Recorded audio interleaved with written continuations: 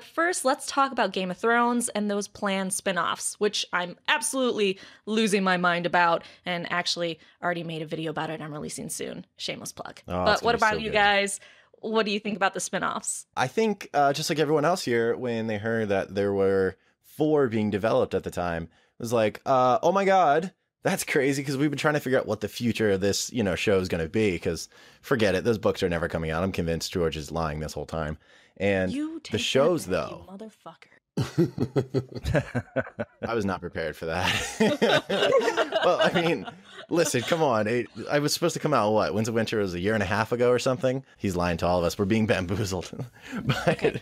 the spin-offs are going to be so Kevin good. Anymore because, no. Who else wants to talk about it? I think there's actually, 5? They're supposed to be writing up 5. Yeah, the whole thing with, I guess a lot of people wanted Robert's Rebellion and Dunk and Egg, which I believe are off the table now. And, yeah, I don't know. I mean, I have mixed feelings about it. He said the reason was that he didn't want to tell the same story that we would know by the end of Dream of Spring.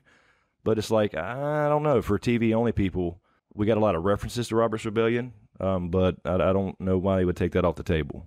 Yeah, and while I'm not big on Robert's Rebellion, still there's something to be said about just because you know the ending and you know everything that is going to happen, it doesn't mean you don't want to watch it. I mean, think about movies you love. You watch it over and over again and you know the entire plot. So I don't think he's exactly right on that assessment. Right. I mean, the entire show Game of Thrones is based off Ice and Fire, which was probably read by most people first.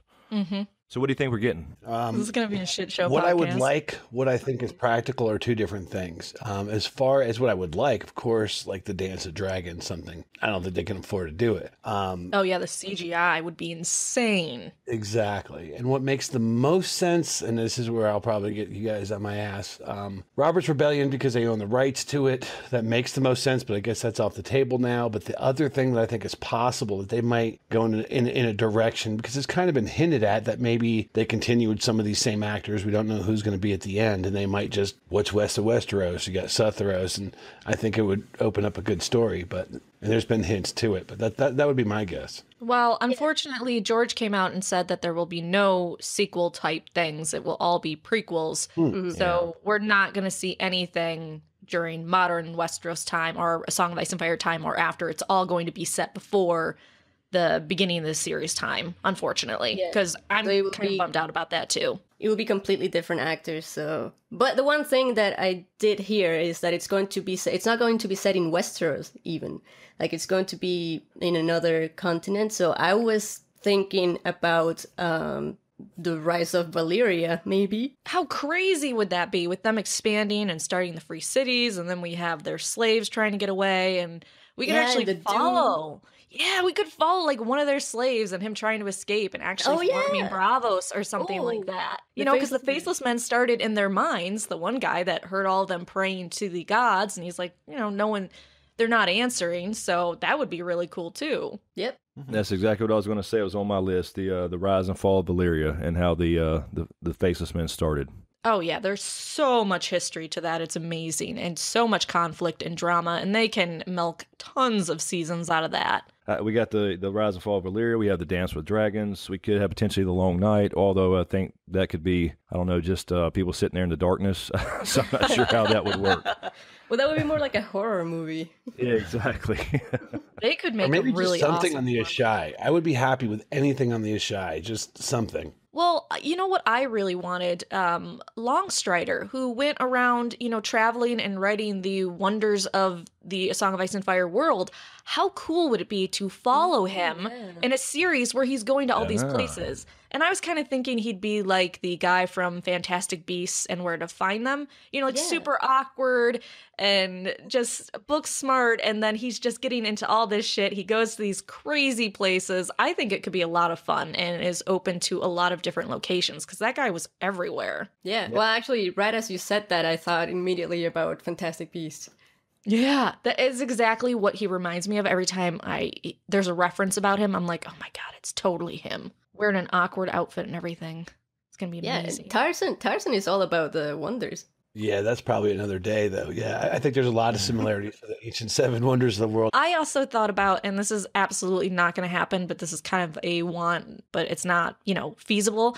How cool would it have been to have one season per Targaryen king? I realize there's 17 kings and a queen, so that would be impossible. They're not. Oh, that's what I said too. Seasons. Oh, it's perfect because you can see all these. You could see all these Targaryen kings that you hear about all the time. Especially when Tywin was questioning Tommen about what makes a great king and stuff, and all these names get thrown out, like Baelor the Blessed or like Maegor the Cruel, stuff like that, and we could actually see these kings work out. And I mean, that could also hit in a tiny portion on something like the Blackfire Rebellion with like Darren II. So obviously we don't have to do a whole series on it because some of these like conflicts like the Targaryen Civil War probably don't warrant a whole series on its own. But in the format you just said, where maybe like a season per king or a couple kings, I think that would really work out. Each season ends with that king dying and then a new one coming to the throne. And they could do so much drama with it because we know a lot of those kings had some issues. And I think that would be amazing, but there's no way they're going to do like 17 seasons. I think that's a good possibility. That seems to be his favorite thing to write about is Targaryen history. He seems to be adding to that collection now instead of writing The Winds of Winter for that matter. Yeah. Oh my God. There's going to be incest constantly though, which I think is that's going to blow that surprise. Yeah. They're making incest popular again. Oh my God. Wait, was it ever popular? Yeah. If you're a Targaryen, yeah. I know every single time I hear George say, I've been working on this for months with them. I'm like, you son of a bitch, you're not writing those books. Exactly. But it's going to be okay. I'm not going to tell you how to live your life. I'm just going to show up at your house and beat the shit out of you. Actually, I shouldn't say that where it's publicly. Yes. I don't know. I kind of understand it though, because it's kind of like that crippling perfectionism and, the expectations are so high right now for that book. Well, and he's terrible with deadlines. He said that he's a slow writer. And I also think he's kind of a stubborn man. So imagine people being on your ass all the time and telling you what to do. If I was a stubborn old man, I'd be like, I don't wanna. You can't make me. Oh, that's George. Yeah, I actually said in a recent live stream, wouldn't it be cool if he was trolling us the whole damn time and he comes out with Winds of Winter and Dream of Spring at the same damn time? Possible. Ooh. So who's bringing the pitchforks and who has the torches? Right. But it's kind of genius because everyone's going to praise him. They're going to say, man, that was a jerk move. I'll get to this in 2 weeks to be mad at you. Right now, I have to read.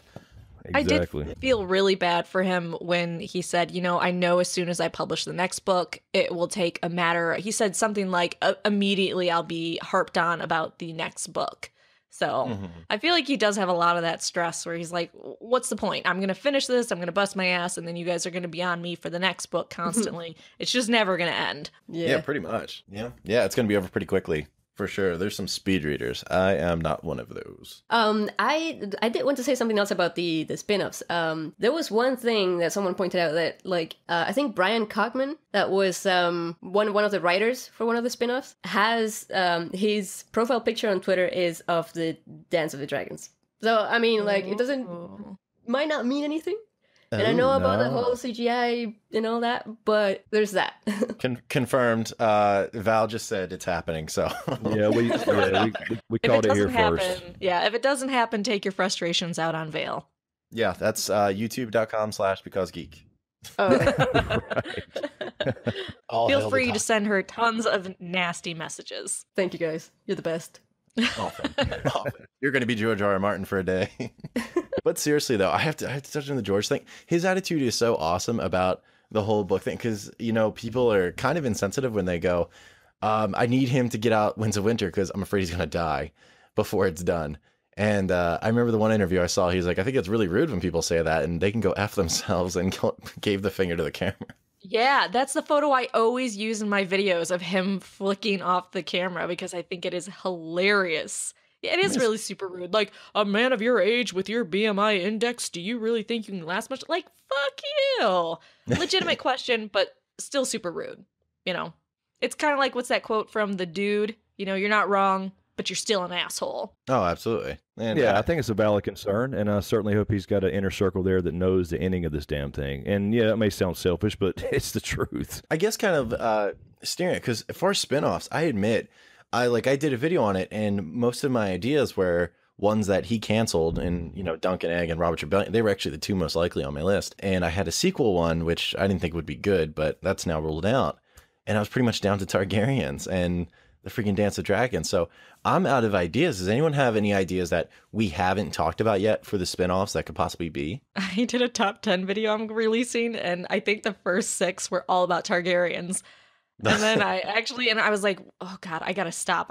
Okay, one more about Targaryens. I'm trying this. Besides the Faceless Men, I wanted Essos history. I thought Nymeria would be cool, although Dorne kind of wasn't handled too well, so I don't know how enthused people would be. I thought early Westeros history would be awesome, like going through maybe the beginning with the giants and the children of the forest, then seeing the first men come through the Arm of Dorne, seeing the conflict between the children and the first men, and then see the children creating the others, and then all of a sudden they get out of control, and then we end season 1 with the others just going crazy, and then season 2 is the first men against the others, and then we see the last hero, and then the end of season 2, I've thought about this too much, the end of season 2, they finally defeat the others, and we see the wall being constructed. I thought that would be really cool. Yeah, I would love that. The question is CGI really an issue for them? I mean, they had the Battle of the Bastard episodes where they couldn't put in Ghost and 1-1, but then you look at the Children of the Forest that they do in a similar fashion. They have a full body prosthetic, right? That takes like 12 hours to put on. That would be insane. Mm-hmm. Oh, yeah. I guess my question to you guys, how popular do you think the spinoffs are going to be? Are they going to get even close to the same numbers as the main show? Depends on the spinoff. I would say no. I don't know. There's no way. It can't. I mean, not HBO. Game of Thrones is like by far, I think, the most popular show HBO ever had. And that's including like Sopranos and Sex and the City and shows like Entourage and stuff. So it's going to be so hard to even come close to those numbers. But they're going to try to do what they can probably by making sure that Game of Thrones is in the title somewhere. Kind of like Fear the Walking Dead. It'll be Game of Thrones, the Targaryens or something. Yeah. So they'll try to draw them in, but That's a good idea because these spin-offs will be more targeted towards the book readers because the people who are watching the shows, they don't really care about all this history and all this stuff that happened beforehand.